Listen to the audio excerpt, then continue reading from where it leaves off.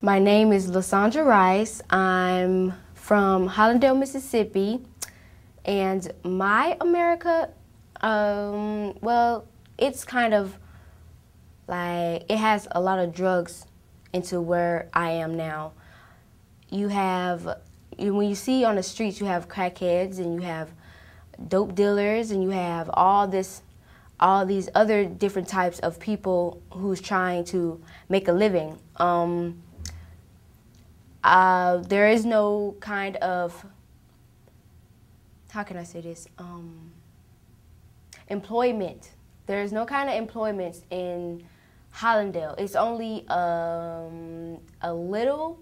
You have gas stations and you have, like, the gas stations have restaurants in them, but certain gas stations are starting to be like, they can't have no 18-year-olds or under, or the 1920s to come and work there for the simple fact that they sell beer.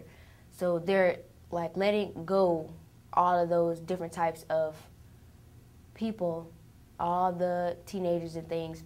They do have a grocery store that hires that age, but they're like bus people and like bus boy bags people, and then you have the ones that cash out registers, but they have their picks and chooses. Like if you dropped out of school or something, they'll probably hire you. Probably, you have to have a good, good dress, come perfect. But there, you don't have people that dresses up to date. Sometimes they have their pants sagging and, things like that. But other than that, it's like a bad environment to raise a child, because you don't want them growing up to be strung out on crack. You don't want them to be growing up to be smoking weed. You don't want them to grow up and see that there's nothing in school for them to do but, think about it. Then you have the AIDS going around there too. So you're like, you don't want your kids to grow up knowing that there is so much AIDS going around to where they'll go and sleep with just anybody.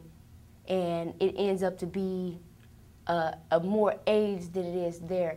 Hollandale has the highest AIDS group in Mississippi so far. That's what I've been hearing. I recently moved there about like 8 or 9 months ago.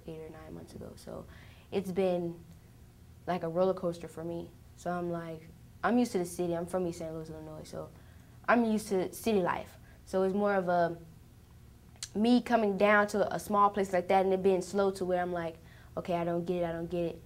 Things like that. So I'm more of a lay back and watch sometimes, but then when you see that there is so much agony that people are going through, so much pain. I mean, I recently lost a friend. He killed himself, shot himself in the head because he felt that nobody in his family loved him. He felt that his girlfriend that he had, she broke up with him. He felt that she didn't love him. He felt alone. Therefore, he did something that he wasn't supposed to do. It got to his head and he shot himself right in front of my grandma's house, actually, across the street from my grandma's house. And that opened my eyes. Like, that was a friend of mine. He used to go to the youth building, but he ended up getting kicked out. So that actually did really open my eyes to where life is too short for, things to happen. Things happen, a certain way. Things happen for a reason. So don't take life for granted. Just do what you have to do. Survive the way you're supposed to. I have 2 little boys, so my life is really hectic because, one's 4 months, one's 2 years old. So it's more of a, wow, I have 2 kids, and how am I going to support them, and how am I going to do this, how am I going to do that, how am I going to get money, how is their dad going to react, and things like that. So I'm more of aware of, yes, I am a proud parent, and where it's just, I have to do what I have to do for my kids. That's just how I feel. What would I like for the policymakers to focus on? Well, for like the next president, children, healthcare. Not everybody has money. Healthcare, child care, basically, and programs like the youth building and things, Boys and Girls Clubs and all that other stuff. Like, focus on that. You see, when you ride around, do you see anybody sitting on the streets? Do you feel bad for the homeless who's laying on the streets? things like that. Put something into where they'll be happy, to where you'll be happy, to where everybody can, unite as one and be like, he made a difference or she made a difference. Things to where, how can I say, things to where people can just look back onto how far they have came. Like a homeless man, I used to live in a house, now I'm living on the street.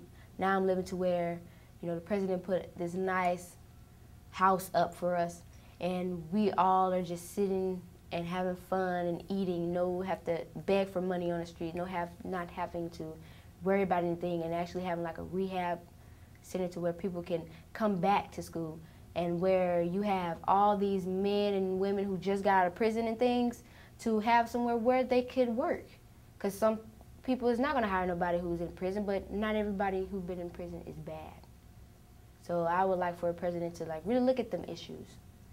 Don't build so many, you see there's a lot of crime going on now, so they're building more jails than building more community centers, than building more things, that you really need to keep people out of jail. So they're building jails to where, okay, we're going to build jails, they're going to do what they got to do anyway. And we're going to catch them and put them in jail and put them away for a long time. You're not doing nothing but hurting. You're not doing nothing but hurting them. And for them being in jail, it's like a free home, free food. When they get out, they won't know what to do with their life no more.